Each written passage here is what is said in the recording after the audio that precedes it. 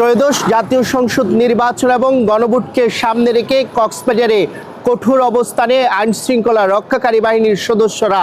আমরা সকাল থেকেই যেমনটাই লক্ষ্য করেছি, এখানে টহল বেড়েছে সেনা সদস্যদের।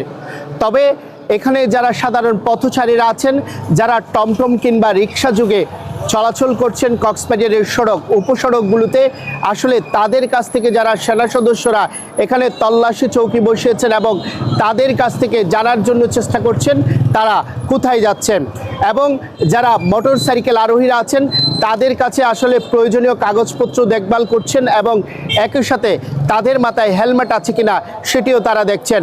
এবং আমরা যেমনটাই দেখেছি সকাল থেকে কক্সবাজারের বেশ কয়েকটি যে গুরুত্বপূর্ণ পয়েন্টগুলো আছে সেখানে তারা কিন্তু তল্লাশি চৌকি বসিয়েছেন এবং তারা সাধারণ পথচারীদের কাছ থেকে আসলে জানার জন্য চেষ্টা করছেন। একই সাথে আমরা দেখেছি যারা বিজিবি সদস্যরা আছেন তারাও কিন্তু তল্লাশি চৌকি বসিয়েছেন এবং একই সাথে সেনা সদস্যদের এখানে আমরা তৎপরতা লক্ষ্য করছি।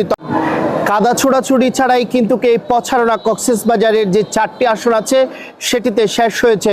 তবে এখানে ছিল বক্তব্যের লড়াই কিংবা কথার যুদ্ধ। তবে এখানে তেমন কোনো অপ্রীতিকর ঘটনা ঘটেনি। তবে একটি দুঃসংবাদ আছে, সেটি হচ্ছে আমরা গতকালকেই গণমাধ্যম সূত্রে যেমনটাই খবর পেয়েছিলাম, কক্সবাজার সদরের যে খড়লিয়া এলাকা আছে সেখানকার একটি ভোট কেন্দ্র থেকে সিসিটিভি ক্যামেরা চুরি করে নিয়ে যায় দুর্বৃত্তরা।